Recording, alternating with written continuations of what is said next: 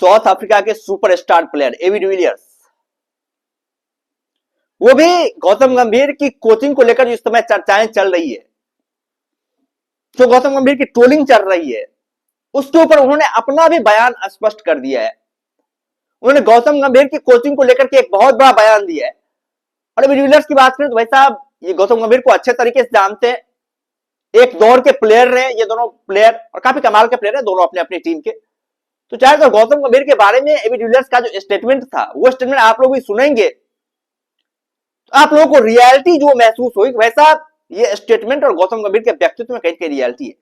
AB de Villiers का मानना है कि भाई साहब एमएस धोनी जो है बहुत ही इमोशनल पर्सन है, लॉजिकल पर्सन नहीं है, मतलब दिमाग से सोचने वाला कम है, अपने हार्ट से सोचने वाला ज्यादा इंसान है, और इमोशन के आधार पर गौतम गंभीर फैसले लेते हैं, और इसलिए जो उनके फैसले ज्यादातर कामयाब नहीं होते। और ऐसे व्यक्ति को कोचिंग नहीं दी जानी चाहिए जो इमोशन के आधार पर फैसला लेता हो, इमोशन के आधार पर डिसीजन लेता हो। इस तरह का स्टेटमेंट है लीजेंड एबी डिविलियर्स का। और जाहिर तौर पर गौतम गंभीर की यदि हम लोग बात करें, वैसा लॉजिकल तो है, इमोशन के आधार पर डिसीजन तो लेते हैं, मनमर्जी तो बहुत ज्यादा करते हैं, लेकिन अब लग रहा है कि गौतम गंभीर के इस मनमर्जी पर थोड़ी सी अटकलें लगी, क्योंकि भाई साहब धक्का लगा और तगड़ा धक्का लगा। बहुत ज्यादा गौतम गंभीर के ऊपर आरोप लगे, जिस अंदाज में उन्होंने टीम इंडिया की खासतौर पर टेस्ट टीम की दुर्गति की है। न्यूजीलैंड के खिलाफ हम लोग सीरीज हारे, साउथ अफ्रीका के खिलाफ हम लोग सीरीज हारे, तो अब जो ट्रोलिंग हुई है, हमें लग रहा है गौतम गंभीर अब जो है इस तरह की गलती करने की कोशिश नहीं करेंगे, अब मनमर्जी करने की कोशिश नहीं करेंगे। जो प्लेयर टैलेंटेड है, जो प्लेयर कमाल का परफॉर्मेंस कर रहा है, जिस प्लेयर के बल्ले से रन निकल रहे, उस प्लेयर को यहां पर खेलने के चांसेस दिए जाएंगे। और जिस प्लेयर का परफॉर्मेंस अच्छा नहीं रहा है, जो प्लेयर अच्छा नहीं खेल रहा है, उस प्लेयर को टीम से बाहर करने की सोचेंगे, क्योंकि अब उन्होंने मनमर्जी करी। अब भाई साहब हमें लग रहा है बीसीसीआई भी बर्दाश्त नहीं करेगी, क्योंकि भाई एक हद होती है। हालांकि बीसीसीआई ने कंटिन्यू कर दिया गौतम गंभीर को, जो साउथ अफ्रीका के खिलाफ सीरीज हारने को लेकर के बातें चल रही थी, विवादें चल रही थी, उसके बावजूद गौतम गंभीर को 2027 तक अल्टीमेटम दिया गया कि भाई 2027 तक गौतम गंभीर कोच रहने वाले। लेकिन वैसा यदि आपको अल्टीमेटम दिया गया है, तो इसका मतलब ये नहीं है आप एक बार फिर से जो टीम इंडिया के लिए ब्लंडर करें, टीम इंडिया को जो मतलब वापस उसी गड्ढे में धकेलने की कोशिश करें, तो ऐसा नहीं चलने वाला है। अब गौतम गंभीर को थोड़ा सा संभलना पड़ेगा, थोड़ा सा जो है दिमाग से चलना पड़ेगा, इमोशन को छोड़ करके, ताकि टीम इंडिया एक बार फिर से टेस्ट के गोल्डन एरा में, जो हमारा एरा था कि हम घर पर नहीं हार रहे थे, उस एरे में पहुंच पाए।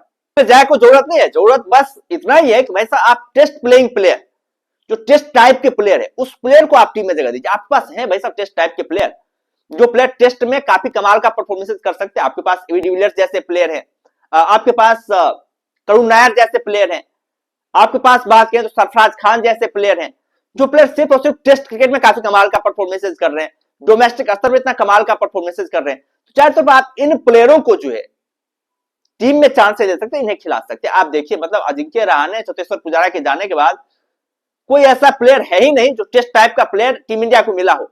अजिंक्य रहाणे, चतेश्वर पुजारा में क्वालिटी ये थी, भाई ये कंट्री में भी काफी कमाल का परफॉर्मेंस कर लेते और विदेशों में भी काफी गजब की बल्लेबाजी कर लेते थे ये, और मतलब काफी कमाल का इन्होंने परफॉर्मेंस किया। जब तक ये लोग खेले, शायद टीम इंडिया अपने होम कंडीशन में टेस्ट मैच, टेस्ट सीरीज नहीं आ रही, लेकिन उसके बाद से कोई ऐसा प्लेयर मिल ही नहीं रहा है जो नंबर 3 पोजीशन पर सही तरीके से ग्रैब कर पाए। चतेश्वर पुजारा के जाने के बाद कई सारे एक्सपेरिमेंट किए गए, कई सारे प्लेयरों को चांसेस दिए गए।